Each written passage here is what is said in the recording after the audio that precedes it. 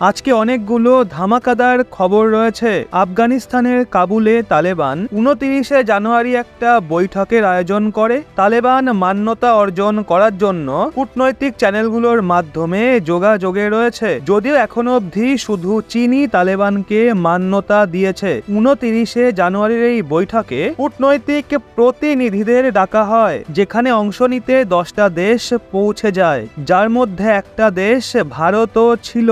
এই বৈঠকে তালেবানের কার্যবাহী বিদেশমন্ত্রী আমির খান মুত্তাকি রিজিওনাল কোঅপারেশন ইনিশিয়েটিভ মিটিং এর বক্তৃতায় বলেন, বিশ্বের আফগান সরকারের স্ট্রাকচারকে অ্যাকসেপ্ট করা উচিত। বৈঠকে মেনলি রাশিয়া, চীন, ইরান, উজবেকিস্তান, তুর্কমেনিস্তান, কাজাকিস্তান, তুর্কি, ইন্দোনেশিয়া এবং পাকিস্তানের কূটনীতিবিদরাও অংশগ্রহণ করে। আজ্ঞে হ্যাঁ, এই বৈঠকে তারা পাকিস্তানকেও ডাকে, যারা তাদের দেশে হওয়া জঙ্গি ঘটনার জন্য তালেবানকে দায়ী করে। ওদিকে রাশিয়ার তরফ থেকে আফগানিস্তানের জন্য প্রতিনিধিত্ব তাদের বিশেষ প্রতিনিধি জামির কাবুলভ করে। তালেবান আফগানিস্তানে ক্ষমতায় আসার পর পাকিস্তানের মনে হয় খেলা পুরো তার হাতে রয়েছে, তালেবানকে সে তার ইশারাতে চালাবে আর ভারতের বিরুদ্ধে তাদেরকে ব্যবহার করবে। কিন্তু এখন যেগুলো হচ্ছে সেগুলো পাকিস্তানের একদমই হজম হচ্ছে না। তালেবান যখনই বল ভারতের কাছে ছোড়ে, পাকিস্তান তখন পুরো ভ্যাবাচাকা খেয়ে যায় আর নিজের সবথেকে খারাপ কন্ডিশনের মধ্যে চলে যায়। তাও আবার তখন যখন ভারত তালেবানকে মান্যতাই দেয়নি, কিন্তু তাও তালেবানের সঙ্গে কূটনৈতিক চ্যানেল দ্বারা যোগাযোগ জারি রয়েছে। আফগানিস্তানকে ভারত সাহায্য করে আসছে, যেটা তালেবানের মাধ্যমেই করা হচ্ছে। ভারত নিজের হাই কমিশন খোলে, সেখানকার ক্রিয়াকলাপও জারি থাকে। এখন তালেবান আফগানিস্তানে কূটনৈতিক প্রতিনিধিদের বৈঠক ডাকে, তো সেই বৈঠকেও ভারত পৌঁছে যায়। তালেবানের জন্য বৈঠক ভীষণ গুরুত্বপূর্ণ ছিল, বিশেষ করে ওই দেশগুলোর সঙ্গে যারা তাদের প্রতিবেশী এবং অনেক কাছেরও। যদিও এই বৈঠককে নিয়ে ভারতীয় আধিকারিকদের তরফ থেকে কোনো অফিসিয়াল বয়ান জারি হয়নি, কিন্তু এটা প্রথমবার নয় যখন কোনো তালেবানি সরকারের আধিকারিকদের সঙ্গে এই কূটনৈতিক স্তরে আলোচনা হয়। এই মিটিংও ইউনাইটেড আরব এমিরেটসে ভারতীয় দূতাবাসের তরফ থেকে আবুধাবিতে রিপাবলিক ডে সেলিব্রেশনের দিন কার্যবাহী আফগান দূত বাদরুদ্দিন হাক্কানিকে আমন্ত্রণ করার অনেক দিন পর আয়োজিত হয়। তালেবান বিদেশ মন্ত্রণালয়ের প্রবক্তা হাফিজ জিয়া আহমেদ এক্সে শেয়ার করা পোস্টে ভারতীয় প্রতিনিধির কথা তুলে বলে, নিউ দিল্লি আফগানিস্তানের স্টেবিলিটি ভিত্তিক সমস্ত বিষয়কে সমর্থন করে। ভারত আফগানিস্তানের সম্পর্কে অন্তরাষ্ট্রীয় এবং ক্ষেত্রীয় মামলায় সক্রিয়ভাবে সামিল হয়। তালেবানের বিদেশ মন্ত্রণালয়ের একটা বয়ানে বলা হয়, কার্যবাহী বিদেশমন্ত্রী মুত্তাকি প্রতিবেশী আঞ্চলিক দেশগুলোর সাথে সম্পর্ককে গুরুত্বপূর্ণ বলে মনে করে। উনি এই বিষয়টার ওপর জোর দেন, ওই দেশগুলোর আফগানিস্তানের সাথে পজিটিভ আলোচনা জারি রাখতে আঞ্চলিক আলোচনা করা উচিত। বলে রাখি, এখন যখন আফগানিস্তান কঠিন সময়ের মধ্যে দিয়ে যাচ্ছে আর ওখানে তালেবানের রাজ রয়েছে, তখন ভারত আফগানিস্তানের সঙ্গে সম্পর্ককে একেবারে শেষ করে দেয়নি। ভারত তালেবানের সিচুয়েশন এবং পাকিস্তানে চলা পরিস্থিতিকে বুঝে নিজের বিদেশ নীতিকে কাজে লাগিয়েছে এবং তালেবানের সঙ্গে কূটনৈতিক চ্যানেলের মাধ্যমে আলোচনা জারি রেখেছে। সেই সাথে ভারত আফগানিস্তানের মানুষদের সাহায্য পাঠিয়ে যাচ্ছে, যার জন্য দুই দেশের মাঝে সম্পর্ক একেবারে নরমাল রয়েছে। ভারতের বিদেশ মন্ত্রী এস জয়শঙ্কর মহাশয় ইরানের সঙ্গে মিলে একটা এমন ডিলকে ফাইনালাইজ করেছেন, যেখানে রাশিয়ার মতো দেশ গ্যাস এবং কাঁচা তেলের মামলায় পেছনে পড়ছে। এটুকুই নয়, এছাড়া এস জয়শঙ্কর মহাশয় যেই ডিল ভারতের জন্য ফাইনালাইজ করেছে, এর ফলে ভারতের ভালো রকম মুনাফা হবে, কারণ ভারত নিজের প্রয়োজনীয়তার জন্য রাশিয়া, সৌদি আরব এবং কাতারের মতো দেশগুলোর থেকে ভারী মাত্রায় ক্রুড অয়েল অর্থাৎ কাঁচা তেল এবং ন্যাচারাল গ্যাস কেনে। কিন্তু এখন লোহিত সাগরে হুতি বিদ্রোহীদের আক্রমণের জন্য ওই দেশগুলোর থেকে আসা জাহাজের রুট ডিস্টার্বড হচ্ছে। এখনো রাশিয়া থেকে কাঁচা তেল নিয়ে আসা জাহাজের ওপর হুতি বিদ্রোহীরা মোটামুটি প্রায় 3টে জাহাজে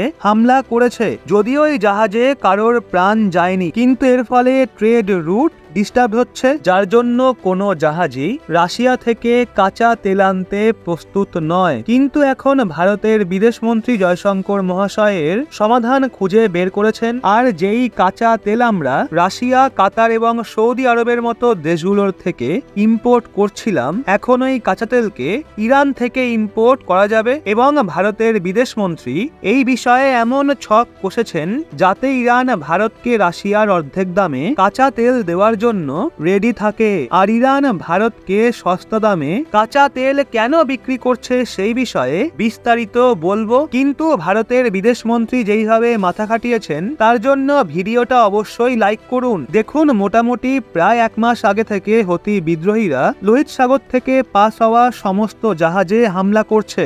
আর সেই জন্য ভারতের ট্রেড রুট ডিস্টার্ব হচ্ছে, যেই কারণে রাশিয়া থেকে ভারতে ইম্পোর্ট হওয়া কাঁচা তেলকে সমস্যার সম্মুখীন হতে হচ্ছে।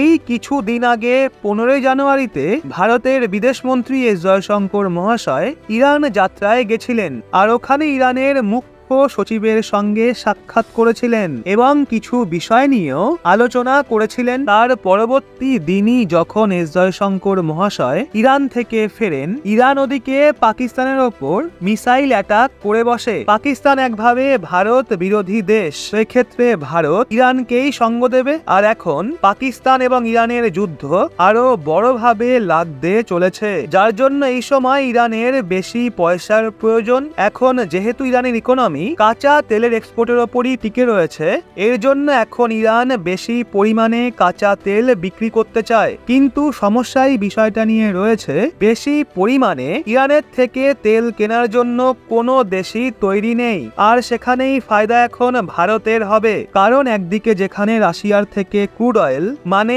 কাঁচা তেল ইম্পোর্ট করতে সমস্যা হচ্ছে, ওদিকে অন্যদিকে ইরান ভারতকে সস্তা দামে কাঁচা তেল অফার করছে। কারণ ইরানের পয়সা প্রয়োজন। জয়শঙ্কর মহাশয় না থাকতেন তাহলে এসব কিছু হওয়া সম্ভব ছিল না, কারণ ভারতের উপস্থিতিতেই বলতে পারেন ইরান এবং পাকিস্তানের মধ্যে যুদ্ধ শুরু হয়ে যায়। আর সেখানেই পুরো ফায়দা ভারতের হবে। বিজনেস স্ট্যান্ডার্ডের একটা রিপোর্ট অনুযায়ী ভারত ইরানের থেকে ভারী মাত্রায় ক্রুড অয়েল এবং ন্যাচারাল গ্যাস ইম্পোর্ট করবে। আর এর জন্য কারণ যেটা বলা হচ্ছে, লোহিত সাগরে হুতি বিদ্রোহীদের আক্রমণের জন্য ট্রেড রুট সমস্যার মধ্যে পড়েছে, যার জন্য আমরা রাশিয়ার পরিবর্তে ইরানের থেকে ক্রুড অয়েল কিনতে চলেছি। কারণ যদি দেখা হয় তো ভারত ও রাশিয়ার ট্রেড রিলেশন আগের থেকে অনেক ভালো হয়েছে, যেই কারণে রাশিয়ার থেকে কাঁচা তেল কেনার জন্য আমরা রাশিয়াকে সরাসরি না করতে পারি না। যদি আমরা রাশিয়ার থেকে ক্রুড অয়েল কেনার ক্ষেত্রে সরাসরি না করে দিই তো এর ফলে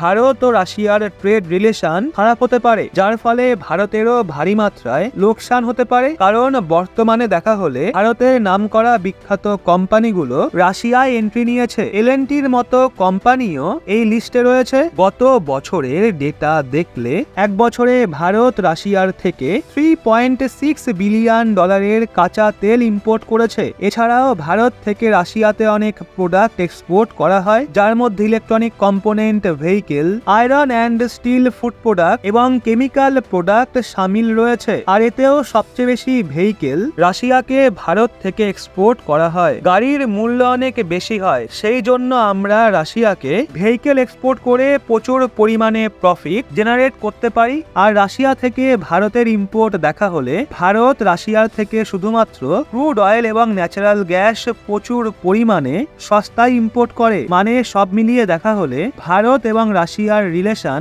আগের থেকে অনেক ভালো হয়েছে। আর এই দুই দেশের বাইল্যাটারাল ট্রেড বেড়েই যাচ্ছে। সেই জন্য ভারত সরাসরি রাশিয়ার থেকে ক্রুড অয়েল ইম্পোর্ট করা বন্ধ করতে পারবে না, যার জন্য ভারত রাশিয়াকে এই বাহানা দেয়, অতি বিদ্রোহীদের আক্রমণের জন্য আমরা আপনাদের থেকে কাঁচা তেল ইম্পোর্ট করতে পারছি না। আর যদি হুতি বিদ্রোহীদের অ্যাটাক আটকাতে হয় তো আমেরিকা এবং রাশিয়া মিলে ইসরায়েল এবং ফিলিস্তিনের মধ্যে চলা যুদ্ধ বন্ধ করুক। যতক্ষণ হুতি বিদ্রোহীরা মার্চেন্ট শিপকে টার্গেট করতে থাকবে ততক্ষণ আমরা রাশিয়ার থেকে কাঁচা তেল ইম্পোর্ট করতে পারবো না। না।